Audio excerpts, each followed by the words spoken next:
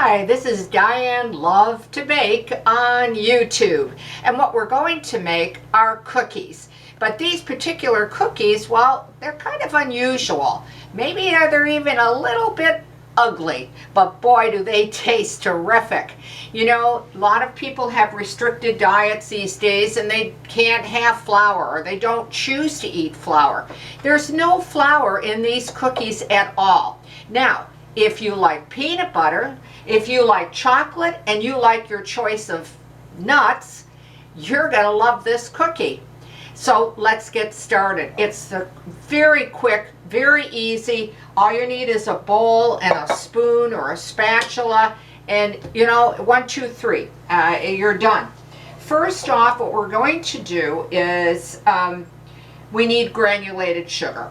So you're going to need 1 cup of granulated sugar. Now, I no longer put the recipe below the video, and I'm sorry about that, but hopefully I will go through this clearly enough and slowly enough that if you want to jot it down, then you'll be able to do that. And I do repeat it more than once to be helpful. So again, repeating it, 1 cup of granulated sugar in the bowl. Now the next thing, of course, is peanut butter. It's a 1/2 cup. I'm using creamy, but go ahead and use your chunky or your super chunk, whatever you have or whatever you like, okay? I'm using just the creamy with no nuts. Again, a 1/2 cup, your choice of peanut butter, and just kind of swish that around into your sugar. You're not going to try to blend it or anything like that. I just give it a good swirl here and swish it around a little bit with the sugar. Okay? The next thing is you're going to need evaporated milk. Now, on evaporated milk, we're talking about that comes out of the can. Not the sweetened condensed milk, but the evaporated, the one that we're used to, well, right here, that we use to make pumpkin pies and things of that nature, and it has many other baking uses. But just a 1/2 cup of evaporated milk, okay? So I want to tell you about that. Now, what we're going to do is take that 1/2 cup of the evaporated milk, okay, and put that in here. And then now you're going to be able to really kind of stir it and blend it and mix it together. Now, this is not going to make a cookie dough. It's going to make a cookie batter. Just like a cake has batter, well, these cookies are a batter. So don't think you've done something wrong. And just, you know, blend it together. You know, like that. The next thing is you're going to need chocolate. Now, I went ahead and I took actually chocolate bars and used my processor on the chopping blade. And you need at least 6 ounces of whatever choice of chocolate you want, or you can just use your chocolate chips. Use whatever flavor. You can use, you know, dark chocolate, the medium, the semi-sweet ones, the milk chocolate. I mean, they, you know, it's endless, really. I mean, butterscotch, why not, you know? I mean, so, but I like to use just chocolate. And like I said, I like it because I like it chunky. So when you break it up, you know, some will be finer, some will be smaller. But again, if you don't want to bother, just open up a 6 ounce of your favorite chocolate chips. So I'm going to put that in now. Again, 6 ounces of chocolate. And now it does start to get thicker because you've got that chocolate in there. Or you might be using chocolate chips instead of chocolate bars like I did. And the next thing is you're going to need is a cup of chopped nuts. Now, use whatever type of nut that you have in the kitchen, in your kitchen or your pantry, or what your favorite is. the person I'm making these for like almonds. So these are chopped almonds. And it can be, you know, coarsely chopped. It's really up to you. And you could try walnuts, you could do pecans, I mean, macadamia, I mean, again, you know, all your choices are there, whatever you prefer. But again, I'm just using coarsely chopped almonds. And you're going to have like a pretty chunky looking batter like that. Again, it's not going to be a cookie dough, so I want to give you a heads up on that, and I'll explain in a little bit why I'm stressing that point. Oh, this smells so good with the chocolate and the peanut butter. And just wait till you bake them. Oh, the whole kitchen smells great. Okay, the next thing is you'll need a cookie tray or cookie can, and I line it with foil. Now, I don't use parchment for this recipe. On your silicone mats, I have not tried that, so I don't want to tell you to go ahead and try it if it doesn't work.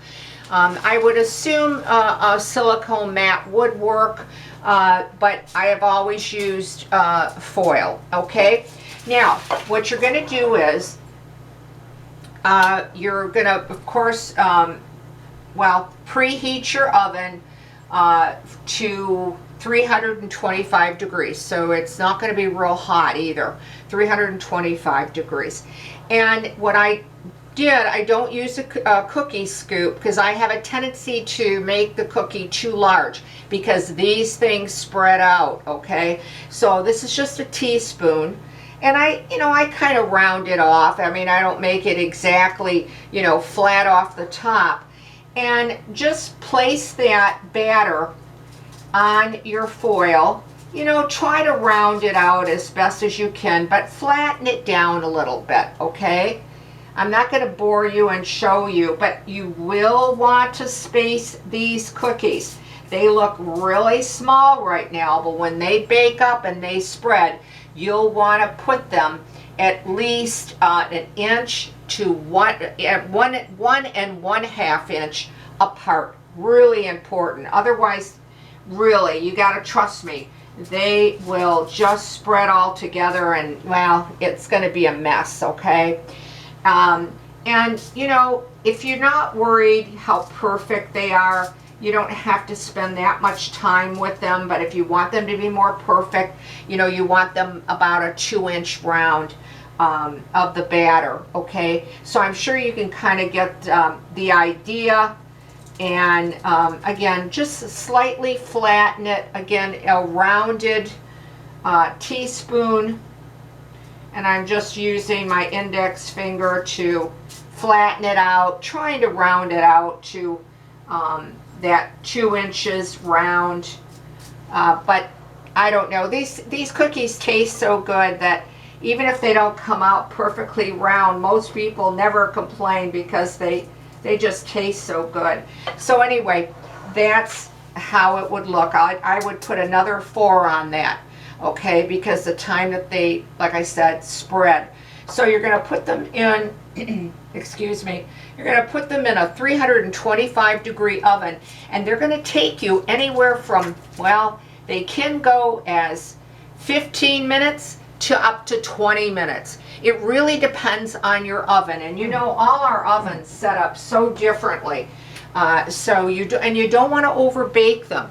If you overbake them, they won't become really burned, but they will have a taste of almost burned caramel. If you've made caramel, you know exactly what I'm talking about, because that's sort of what you're making. You're making a cookie, but you're almost making a candy too, if that makes sense. So you want them to bake up to a golden brown, not a dark or dark medium brown, because then they will taste bitter to you, okay? They remind me quite a bit of what they call a lace cookie, L-A-C-E, and once you take them out of the oven, what I do is I only bake one tray at a time. I find better results. but I do shift. I start on the lower rack, and then I cut the time in half, and I finish up the time on the top rack.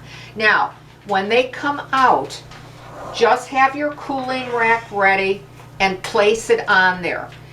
What you'll want to do within a couple minutes, once they're baked, they're going to be hot, so you don't want to touch them because they really are hot. You'll burn your skin.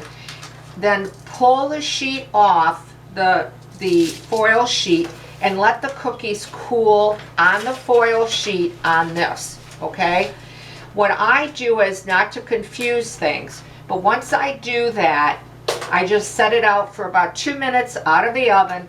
I pull the whole foil sheet, I put it on here for another couple minutes, and then, to be very honest, because I'm kind of an impatient person, I take the whole foil and I put it in my freezer for, honest, probably not even 2 minutes, okay? And then I pull them out. Now, it's got to be flat, otherwise they'll curl up. They'll curl up like, you know, when you make homemade potato chips, if you do. So let me just rinse my hands real quick, and then I want to explain just a little bit more about it. And I want to show you, once they do bake up, what they look like. Now, once that they bake up, they are going to look like this. They're going to be very thin. This is a golden brown. You'll see your chocolate and your nuts in it. And as I said, they remind me of what they call a lace cookie. Now, I do want to show you this. This is some that were done ahead of time. Now, when you're trying to take them off, you're going to have to peel them off the foil. If they're not completely cooled, either by sitting alone with the foil on your cooling rack or the freezer method, you could try your refrigerator too, they will stick. And then you're going to be aggravated and think, why in the heck did she ever suggest this cookie for me? So you do want them cool. Otherwise, they're not going to pull off the foil, and they're going to be a big pain in the you-know-what. So I left 2 on just to show you, so that you can trust me on this, that once they're cool, they will peel off. And they won't, you know, the foil won't come on them where you're ingesting foil. And here's another one, okay? If they're cool enough, you can peel them without breaking them, and no foil residue is on the bottom. So that's the only thing that I want to caution you about, and how they don't really bake up perfectly round all the time. Now, these cookies are great. What I like to serve them is with, when I make homemade ice cream, especially vanilla in particular, or butter pecan for another family member, is that I actually just, you know, put it in the into the ice cream, or you can break it up and put it on your ice cream. I have friends that break it up and like to put it on their waffles. I mean, you can, you know, it's kind of endless, or just eat it by itself. There's so many things that you can do with these, and make a crumble out of them. You know, they really are delicious. They don't look that pretty, but they taste really fantastic. And if you cool them, as I suggested, you won't be aggravated thinking, why the heck did I try this recipe? Now, let's break one open, because, you know, they're going to be firm on the bottom, they're going to be firm on the top, but they will have a chew to them. What you're seeing is almost like a caramel, a candy. So they're not going to break your teeth or anything like that. If you overcook them, they might, you know, hurt your teeth. But again, they're just going to be tender, and they're going to be gooey, and oh, they're going to just taste delicious. They really will melt in your mouth, you know. So they're firm, yet again, they have that chew to them. They have that quality of almost a soft caramel, or a very soft taffy, but it won't hurt your dental work either, okay? So there you have it. We've got peanut butter chocolate chunk cookies. A lot to explain on such an easy recipe, but well worth the time. So if you try this recipe and you like it, well, I'd love to hear from you. Please write to me. You know, I put my videos only solely on YouTube, so I will get your message, I will get your comment, and I'll do my very best to answer in a timely fashion. So I want to thank you for watching Diane Lovetobake on YouTube. And if you'd like to subscribe, well, I can't thank you enough. Or ring the bell or give me a like. I really, really appreciate it, okay? So thanks again. Again, I'm sorry I don't put the recipe on anymore due to so many people taking my work and claiming it theirs, and I'm not alone. I want to be able to see your question, answer your question or your comment or that type of thing. So thanks again for spending some time with me today, and thank you for watching Diane Lovetobake on YouTube. Stay well, stay safe, and I'll see you soon.